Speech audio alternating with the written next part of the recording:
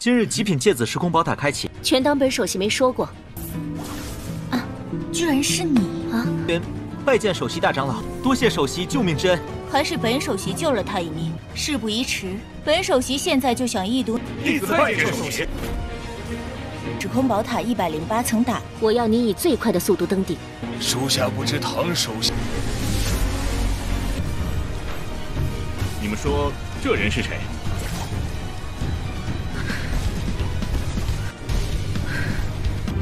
此人究竟是谁啊？太难以置信了。天佑我丹麦！还活着，他回来了。属下多谢首席。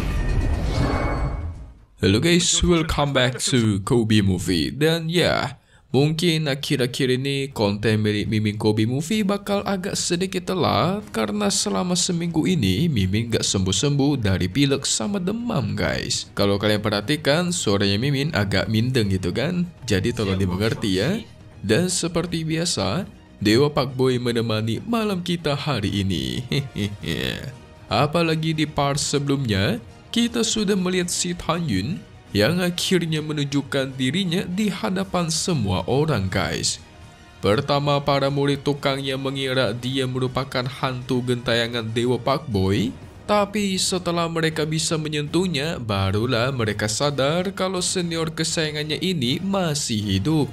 Sehingga hanya melanjutkan destinasi keduanya, yaitu menemui Shen Suping dan Diakon Shan. Awal-awal mereka mengira mendengar suara Tanyun itu cuma halusinasi guys. Tapi saat mereka keluar, ternyata Tanyun murid kesayangan Diakon Shan itu masih hidup. Sehingga Suping secepatnya keluar demi melihat kebenaran itu. Saat menemui Tanyun, tentu dia langsung bertanya-tanya siapakah yang menyerang Tanyun dan bagaimana carakah dia selamat. Sehingga Tanyun menjelaskan semuanya dengan sangat detail. Terutama pelakunya yaitu tetua ketiga Pang Shuyan.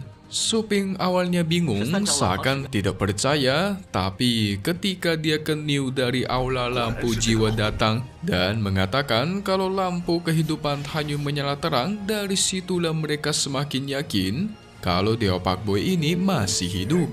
Tapi sayangnya Pang Shuyan sudah meninggoy, jadi nggak bisa diadili lagi. Namun hal mengejutkan terjadi saat di akhir-akhir guys, di mana Shen Suping tiba-tiba mengatakan ingin menjadikan Tanyun sebagai muridnya, membuat Mimin bingung. Muridku ternyata guruku, guruku ternyata muridku. Bingung kan kalian jadinya? So langsung saja kita pun masuk ke intro.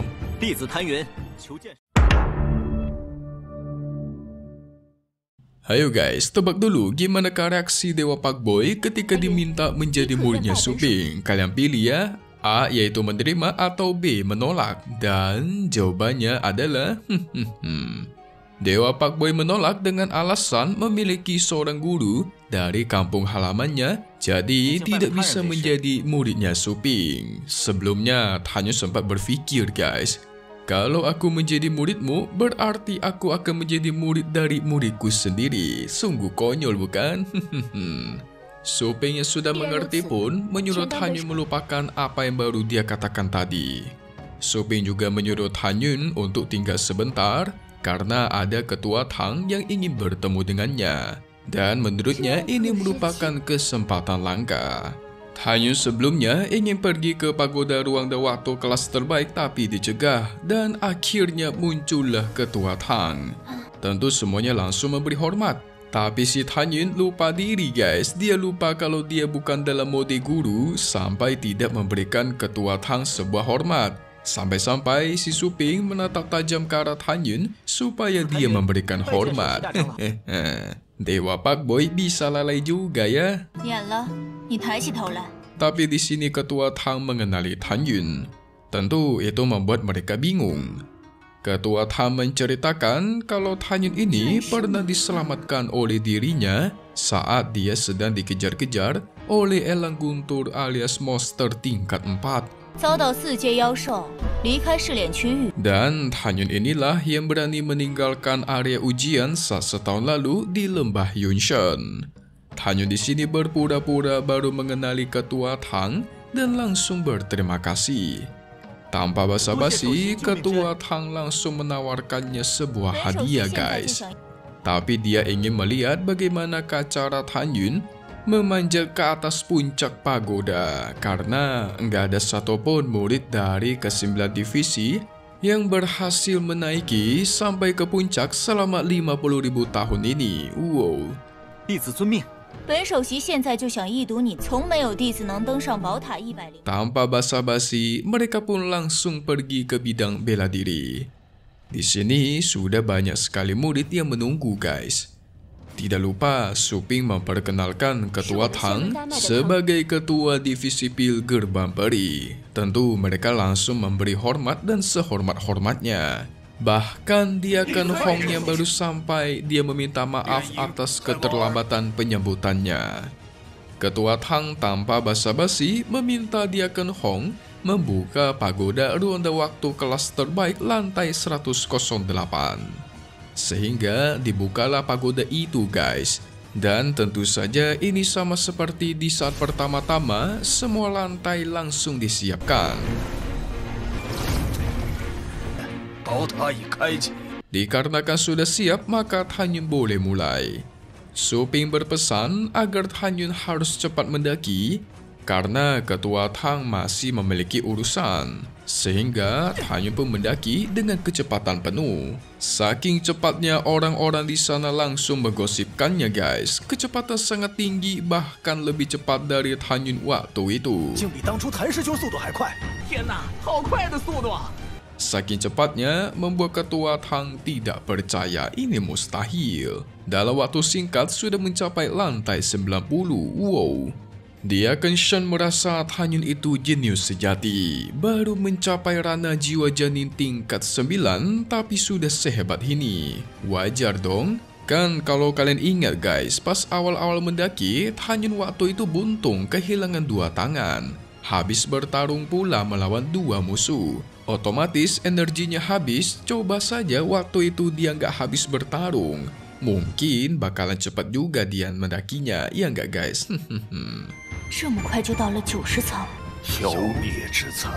Lantai 103 sudah lewat, membuat para penonton di sana semakin penasaran siapakah orang ini. Bahkan Drana Jiwa Janin harusnya tidak bisa secepat ini guys. Di sini mereka masih tidak tahu kalau si Tan Yun itu kembali hidup guys. Makanya mereka selalu bertanya-tanya siapakah orang ini dan membandingkan ke Tan Yun. Tan Yun yang mulai kewalahan karena sudah masuk lantai 105 ke atas.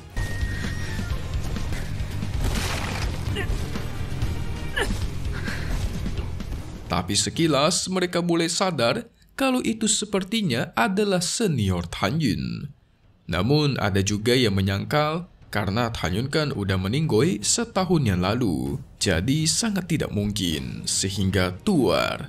Dalam waktu singkat lantai 108 terlampaui. Kalau dulu kalian ingat butuh beberapa episode buat si Tan Yun mencapai lantai 108 guys. Kali ini cuma butuh setengah episode doang. Mantap. Mereka akhirnya sadar kalau itu sebenarnya senior Tan Yun. Walaupun di satu sisi masih agak bingung kok bisa dia kembali hidup. Mungkin ini merupakan berkah langit. Bahkan mereka percaya 11 bulan kemudian Tan Yun pasti memenangkan yang namanya Daftar Naga. Buat yang lupa, Daftar Naga adalah daftar murid terkuat di gerbang dalam. Sehingga mereka pun memberikan penghormatan kepada Tan Yun. Su Ping merasa divisi pil mereka ini benar-benar mendapatkan sebuah berkah dari langit karena Tan Yun yang masih hidup. Tapi lagi-lagi kita diberikan surprise kejutan kedua guys, di mana Ketua Tang ingin menjadikan Tan Yun sebagai muridnya. Hayo kalian coba pilih lagi ya. Pilih A menerima atau B menolak atau C. Ketua Tang yang malah dijadikan muridnya.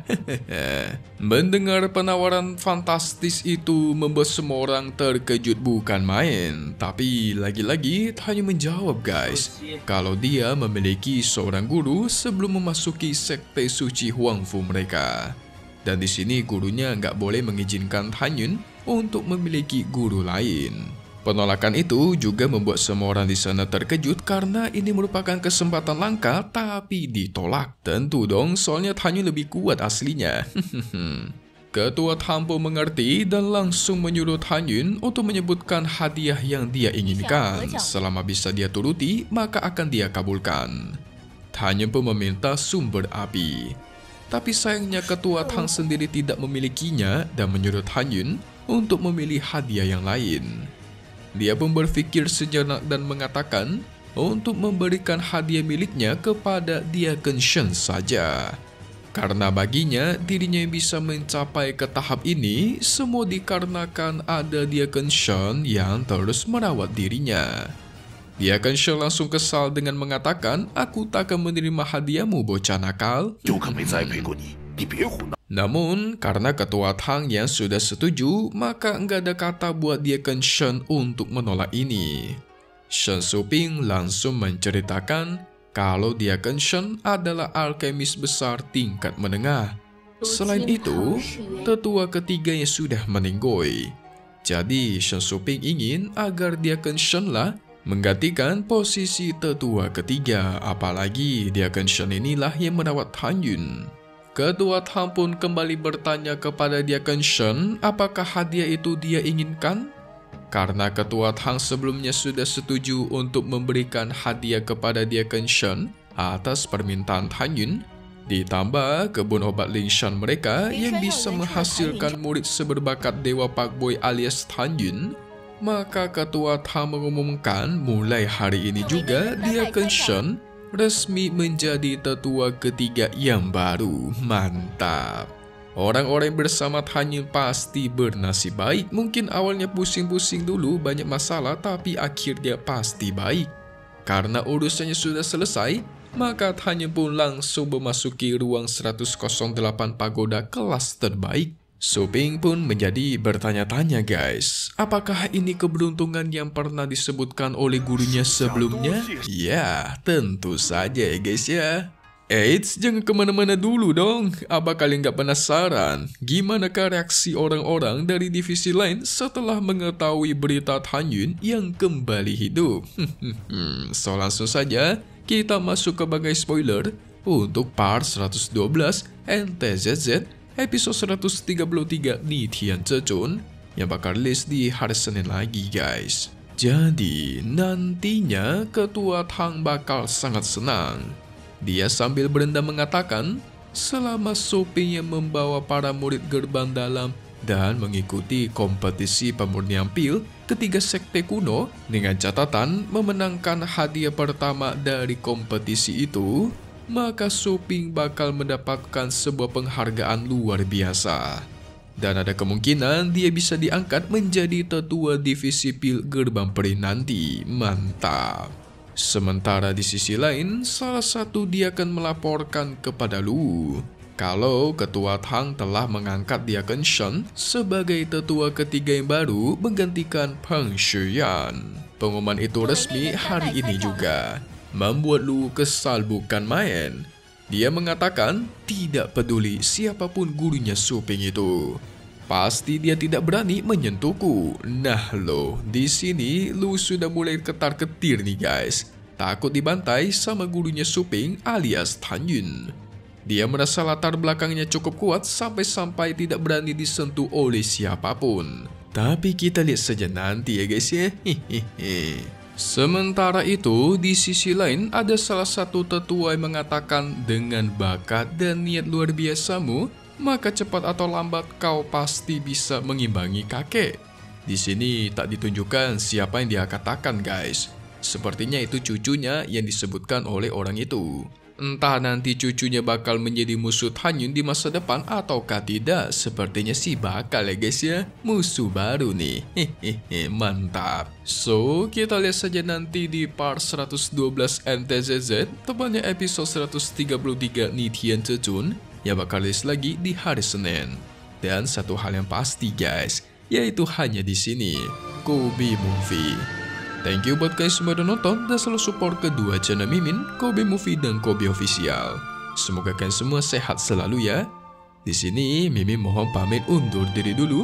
Kita bakal ketemu lagi di video-video selanjutnya. Alright then, see you guys.